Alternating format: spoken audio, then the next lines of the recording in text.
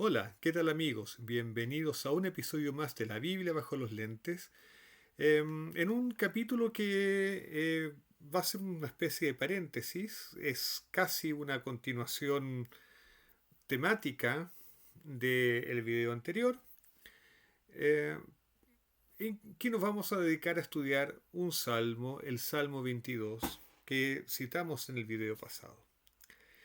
Este salmo es bien importante, tiene mucha importancia en la tradición cristiana, lo vamos a comentar también.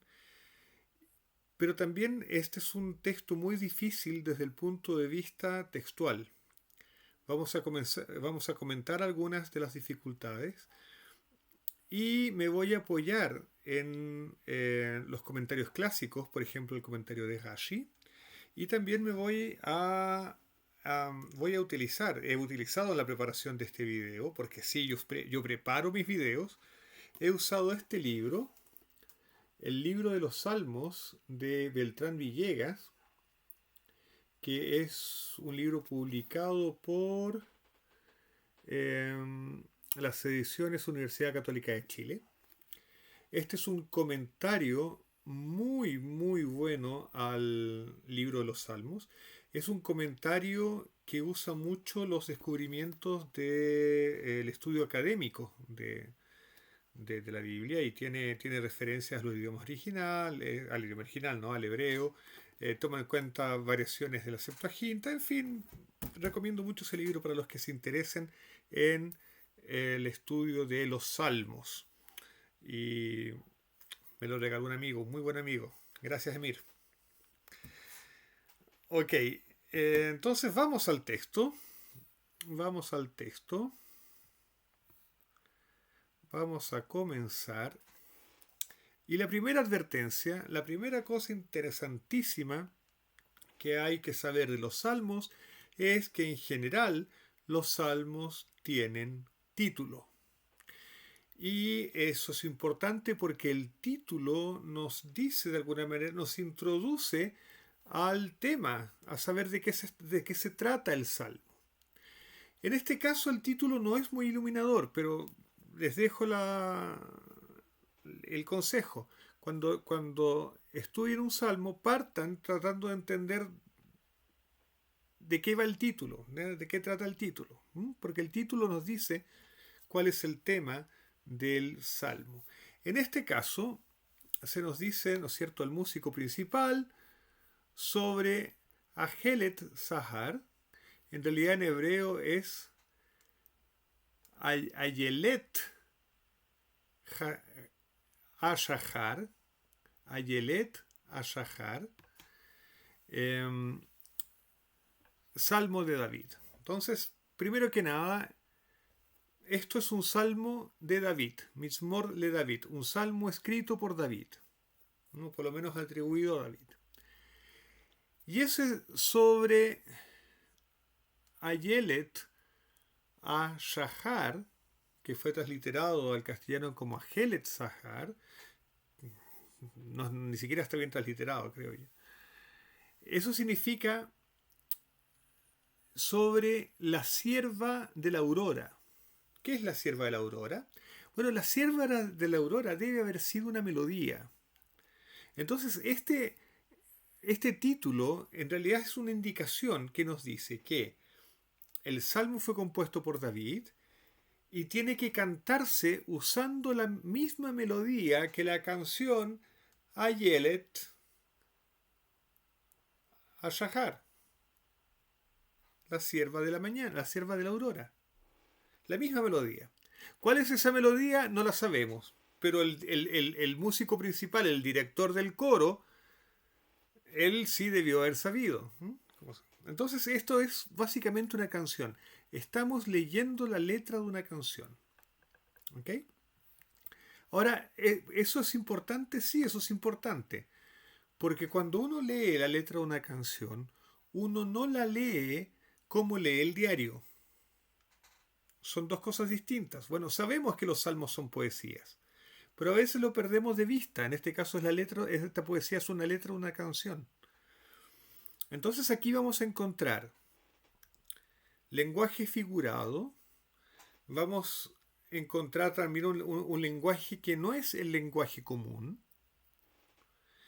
y vamos a tener que interpretar muchas cosas.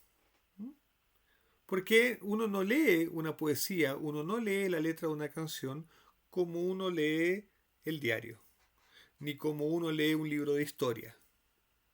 ¿Ok? Eso para empezar. En segundo lugar, los salmos en general no contienen profecías. Pueden hacer alusiones a ideas que están sustentadas en los profetas. Una vez estudiamos el Salmo 17 y vimos algo así. Está en el canal el video acerca del Salmo 117. Lo que puede ocurrir es que textos posteriores interpreten proféticamente un texto de los salmos. Por ejemplo, el Nuevo Testamento. El Nuevo Testamento va a releer versículos del Salmo 22 como si se estuviesen refiriendo a la crucifixión. ¿Ok? Pero no hay nada en el texto que indique que esa haya sido la intención del autor al escribir este salmo. Yo sé que me estoy metiendo en problemas, pero bueno, vamos a hacer. Para eso está este canal, para que yo me meta en problemas también. Segundo, no sé, ¿qué idea? Otra idea más. Nosotros vamos a leer el Salmo, lo vamos a leer entero para tener una idea general y después vamos a comentar.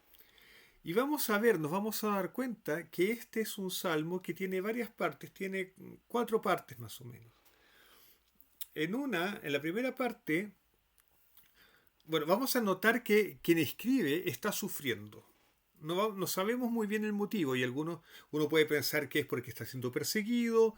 Hay otros que piensan incluso que se sugiere una enfermedad en este salmo, que la persona que escribe está enferma, tal vez con miedo de morir de tal enfermedad. El caso es que está sufriendo. Y en una primera parte viene un reproche a Dios, una queja a Dios. Luego viene una súplica y luego, más adelante, viene un reconocimiento a Dios. Bueno, ahí dije 3 partes en realidad. A ver, déjenme usar el torpedo. Sí, claro. La primera parte es reproche, es la queja contra Dios. La segunda parte es el lamento de la propia situación. Luego viene el pedido, la petición, y luego viene el reconocimiento a Dios. Lo vamos a ver muy, muy, muy claramente cuando leamos el texto. Entonces vamos a partir leyendo Salmos 22, versículo 1 en adelante. Dice: Dios mío, ¿por qué me has desamparado? ¿Por qué estás tan lejos de mi salvación y de las palabras de mi clamor? Dios mío, clamo de día y no respondes, y de noche y no hay para mí reposo. Pero tú eres santo, tú que habitas entre las alabanzas de Israel. En ti esperaron nuestros padres, esperaron y tú los libraste. Clamaron a ti y fueron librados. Confiaron en ti y no fueron avergonzados. Mas yo soy gusano y no hombre, oprobio de los hombres, despreciado del pueblo. Todos los que me ven me escarnecen, estiran la boca, menean la cabeza diciendo: se encomendó a Dios, líbrele él, sálvele, puesto que en él se complacía. Pero tú eres el que me sacó del vientre, el que me hizo estar confiado desde que estaba a los pechos de mi madre. Sobre ti fue echado desde antes de nacer. Desde el vientre de mi madre tú eres mi Dios. No te alejes de mí, porque la angustia está cerca, porque no hay quien ayude. Me han rodeado muchos toros, fuertes toros de Basán me han cercado. Abrieron sobre mí su boca, como león rapaz y rugiente. He sido derramado como aguas, y todos mis huesos se descoyuntaron. Mi corazón fue cera, derritiéndose en medio de mis entrañas. Como un tiesto se secó mi vigor, y mi lengua se pegó a mi paladar, y me has puesto en el polvo de la muerte. Porque perros me han rodeado, me ha cercado cuadrilla de malignos, horadaron mis manos y mis pies. Contar puedo todos mis huesos, entre tanto ellos me miran y me observan. Repartieron entre sí mis vestidos y sobre mi ropa echaron suertes. Mas tú, Jehová, no te alejes, fortaleza mía, apresúrate a socorrerme, libra de la espada mi alma, del poder del perro mi vida. Sálvame de la boca del león y líbrame de los cuernos de los búfalos. Anunciaré tu nombre a mis hermanos, en medio de la congregación te alabaré. Los que teméis a Jehová, alabadle, glorificadle, descendencia toda de Jacob, y temedle vosotros, descendencia toda de Israel, porque no menospreció ni abominó la aflicción del afligido, ni de él escondió su rostro, sino que cuando clamó a él, le oyó. De ti será mi alabanza en la gran congregación. Mis votos pagaré delante de los que le temen. Comerán los humildes y serán saciados. Alabarán a Jehová los que le buscan. Vivirá vuestro corazón para siempre. Se acordarán y se volverán a Jehová todos los confines de la tierra, y todas las familias de las naciones adorarán delante de ti, porque de Jehová es el reino, y él regirá las naciones. Comerán y adorarán todos los poderosos de la tierra. Se postrarán delante de él todos los que descienden al polvo, aun el que no puede conservar la vida a su propia alma. La posteridad les servirá. Esto será contado de Jehová hasta la postrera generación. Verán y anunciarán su justicia. A pueblo no nacido aún anunciarán que él hizo esto. Ok. Entonces vamos a analizar. Primero vamos a analizarlo estructuralmente. Como dijimos, el Salmo consta de 3 partes. El reclamo a Dios, que está claramente expresado en de los versículos 1, el 1, 2 y 2 sobre todo. Bueno, hasta el 5, digamos, ¿ok? Luego en el 6 comienza la parte del lamento, en que el hablante lírico, David en este caso, ¿no es cierto?, nos habla acerca de su condición, cómo él se siente mal, cómo él se considera como un gusano, lo dice literalmente.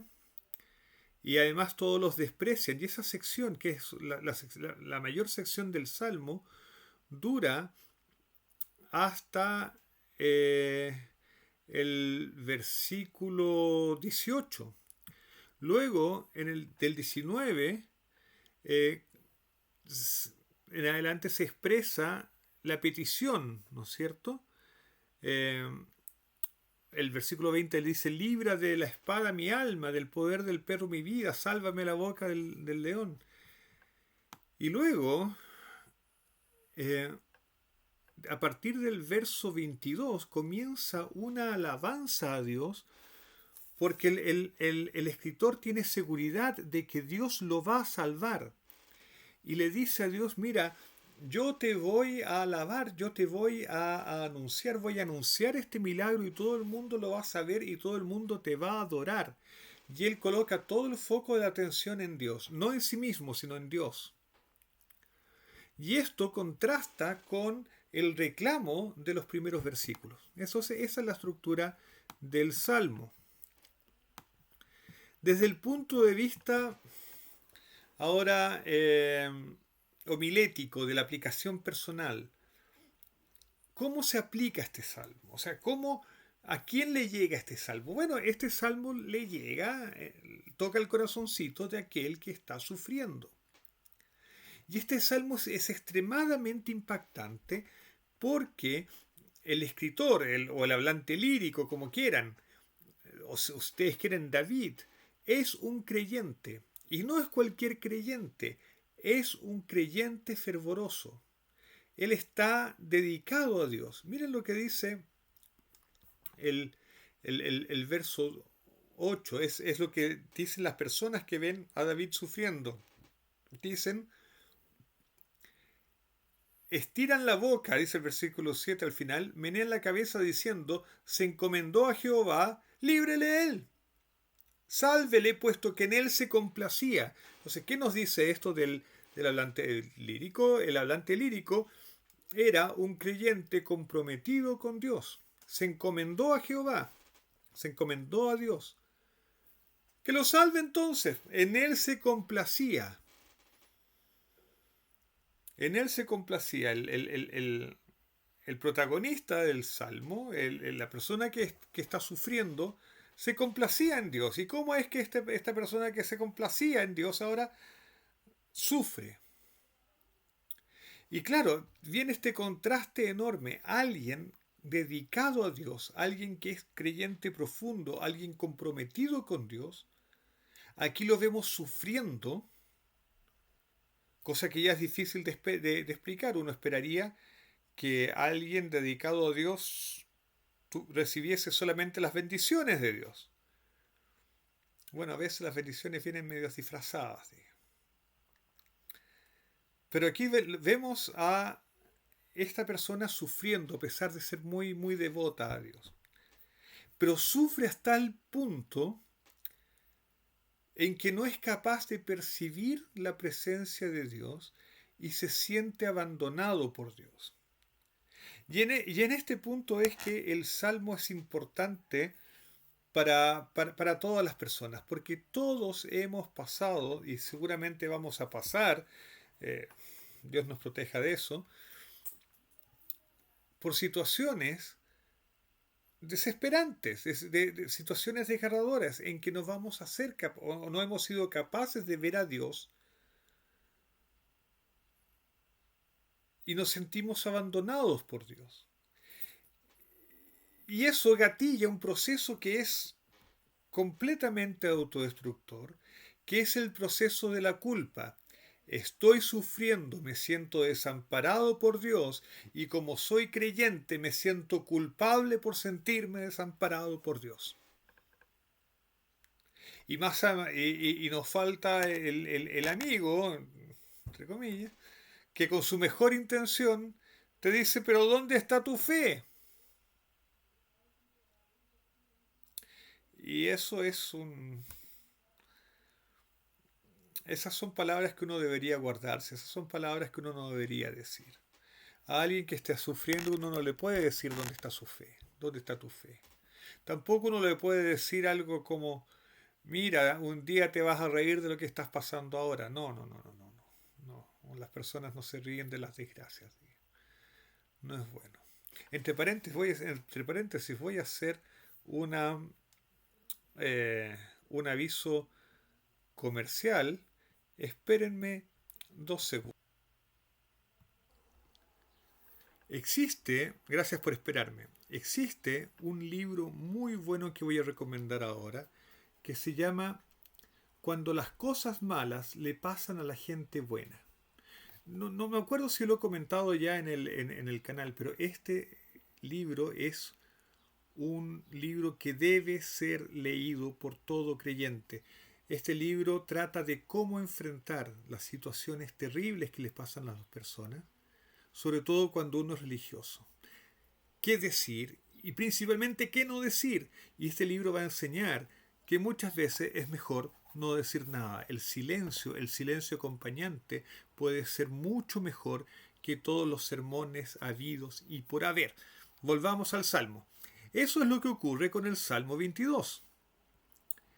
Aquí está este creyente sufriendo, sintiéndose abandonado por Dios, y al mismo tiempo sintiéndose culpable por sentirse abandonado por Dios. ¿Ok? Y no encuentra salida. Probablemente está en un estado depresivo. ¿Mm? Y es un estado constante. El versículo 2 dice, y de noche y no hay para mí reposo. Él clama de día y de noche y no hay para él reposo. Esta es una de las frases que hacen pensar que David podría haber estado enfermo. Para mí no es descabellado pensar que este salmo trate de las persecuciones constantes que sufrió David. ¿Mm? El salmo calza con eso. ¿Mm? ¿Y cuál es el resultado de estos sufrimientos de David, este sufrimiento constante y de sentirse abandonado por Dios? El resultado es que se siente como un gusano. Se siente, ha perdido el sabor de la vida. Y lo describe tan vívidamente. A las personas no les gustan las personas que sufren, los sufrientes. Pues, tenemos horror que alguien nos cuente sus problemas. eh, y es más aún, cuando alguien cae en desgracia,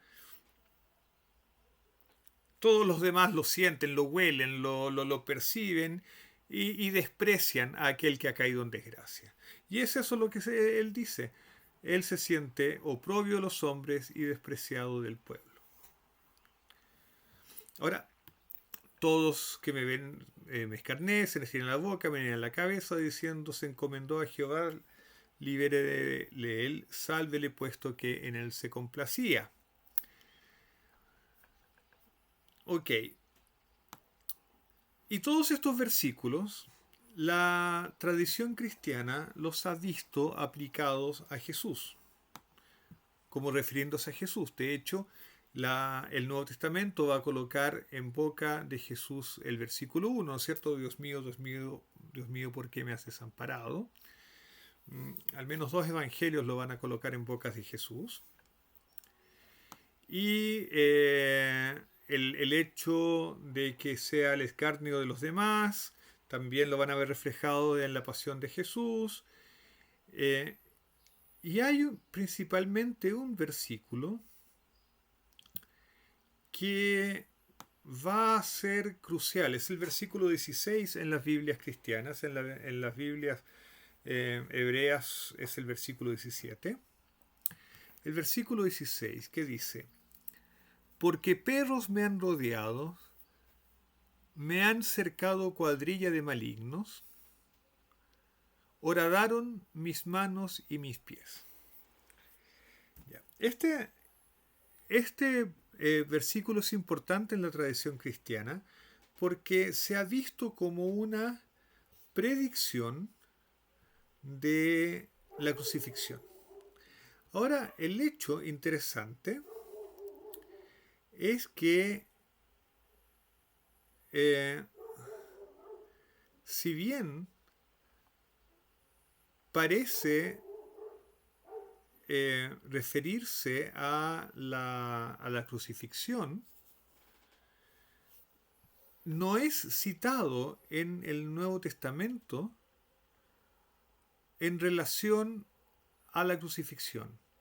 En el Nuevo Testamento se citan, y estoy mostrando, espero que se vean, varios versículos que citan o el Salmo 22 u otros lo voy a hacer de otra manera. Hay varios versículos del Nuevo Testamento que son aludidos, hay varios versículos del Antiguo Testamento que son aludidos o que son citados directamente en el Nuevo Testamento como refiriéndose a la resurrección. Pero este no. Y una de las cosas, y uno puede preguntarse por qué se dice ahí clarito, orarán mis manos y mis pies. Es la tradición posterior, son los padres de la iglesia los que van a aplicar este versículo a la resurrección, a la crucifixión. ¿Por qué el Nuevo Testamento no lo cita? Bueno, una de las razones debe ser porque el texto hebreo no dice lo que nosotros acabamos de leer.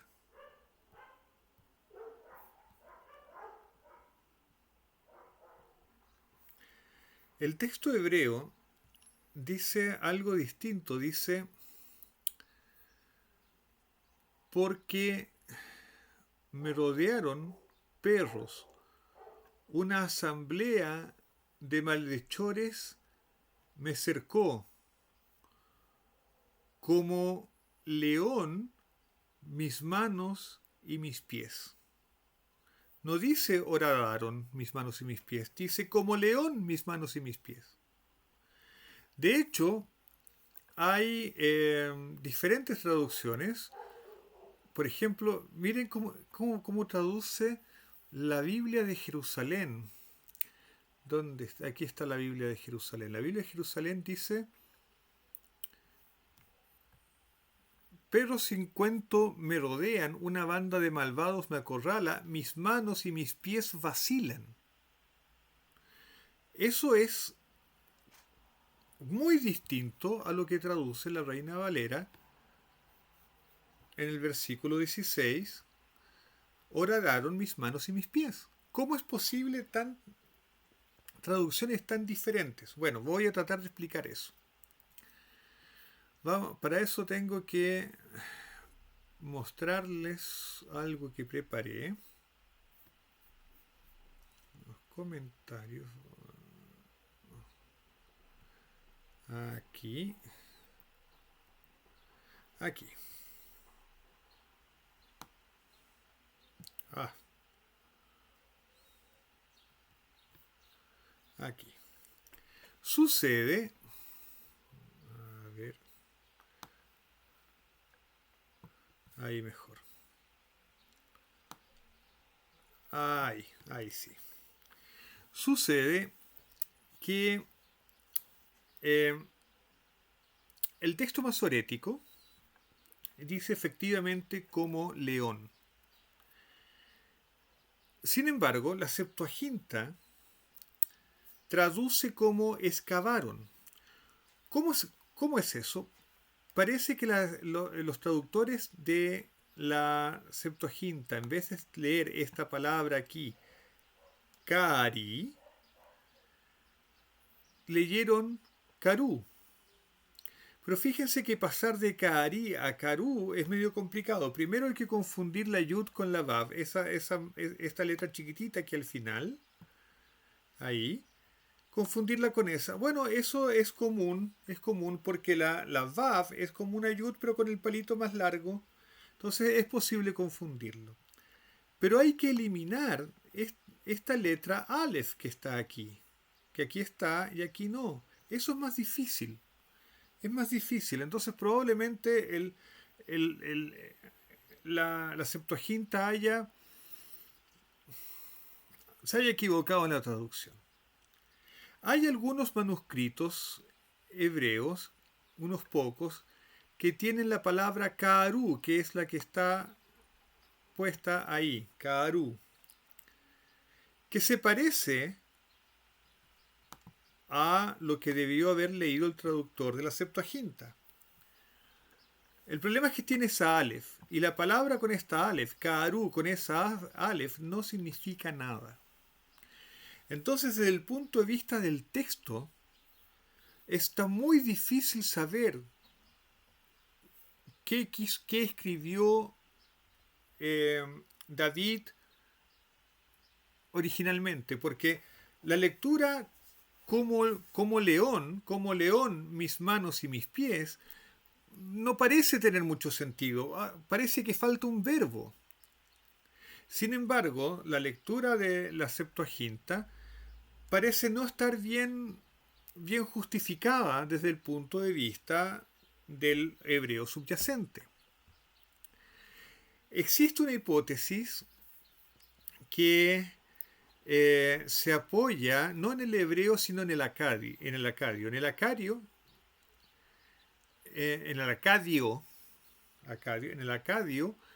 hay una raíz, una palabra parecida con karu, que significa paralizar.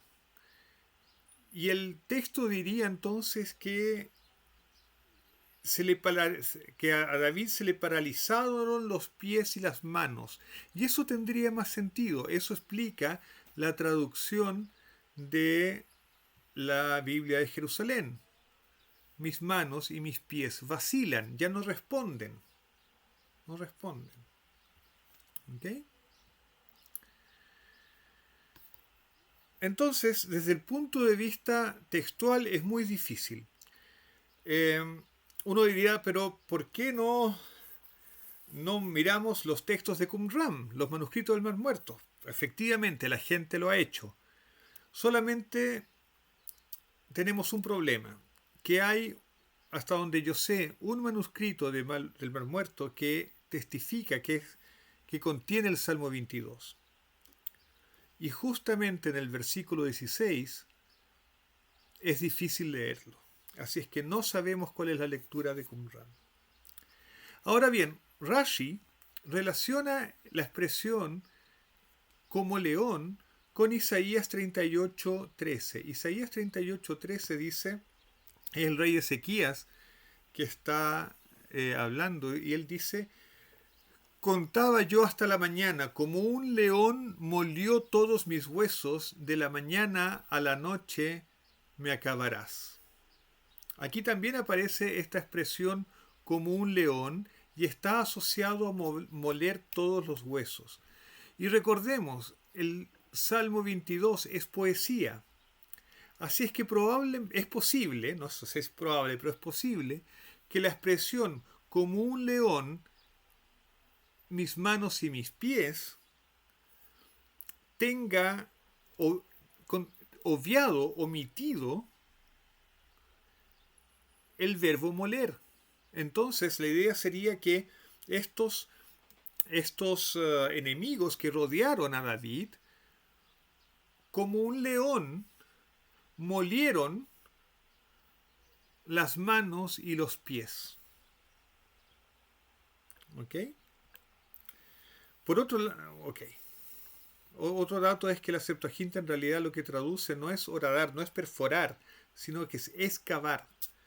Y eso tampoco tiene mucho sentido cristológico, es decir, las manos y los pies de Jesús no fueron excavados, fueron perforados, pero no excavados. ¿Okay? En fin. Entonces, el texto es difícil, el texto es difícil. Y hay una otra diferencia entre Jesús y David, el escritor del Salmo 22.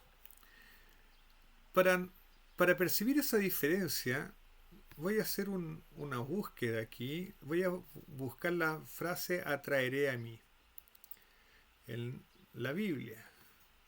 Y creo que Claro, porque si yo lo hago bien, esto...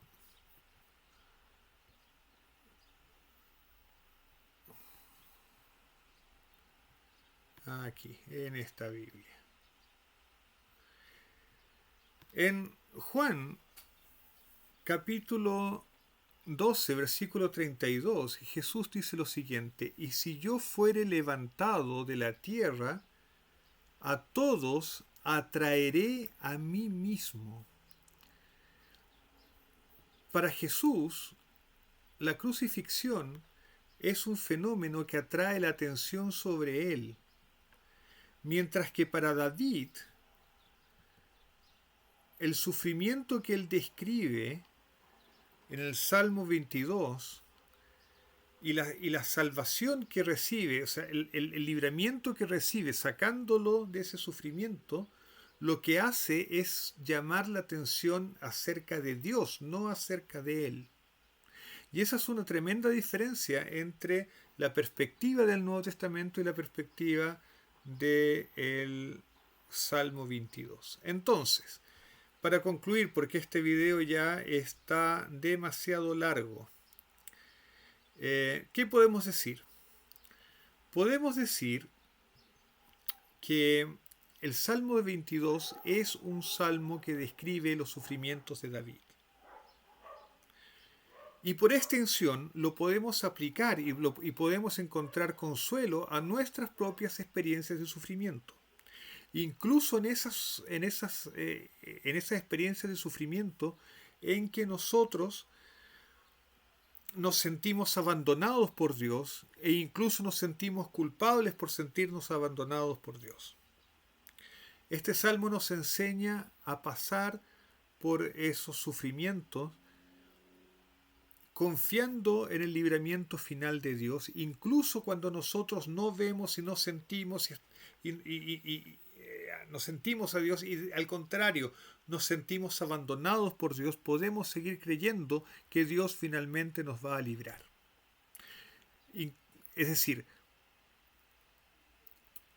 Dios no nos va a reprochar el que nosotros nos sintamos abandonados.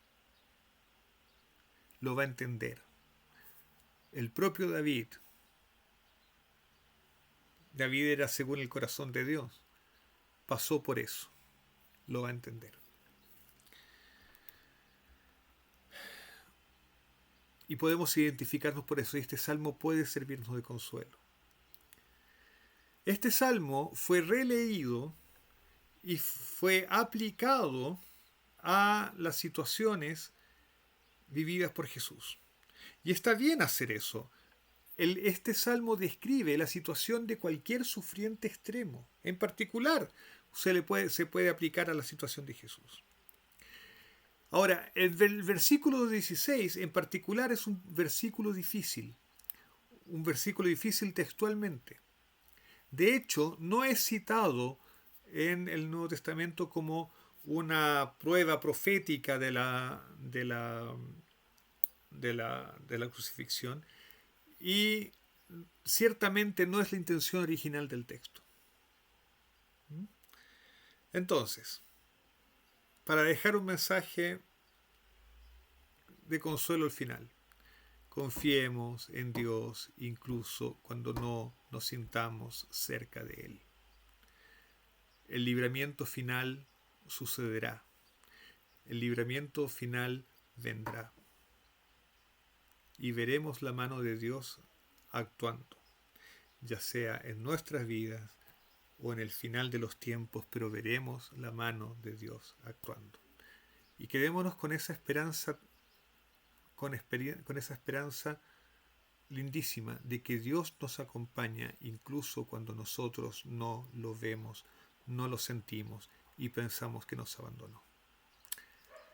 Que este sábado, que este Shabbat podamos sentir la presencia de Dios en nuestras vidas, que podamos llenarnos de la presencia de Dios y que tengamos todos un feliz sábado lleno de la paz de Dios. Shabbat Shalom. Chao, nos vemos.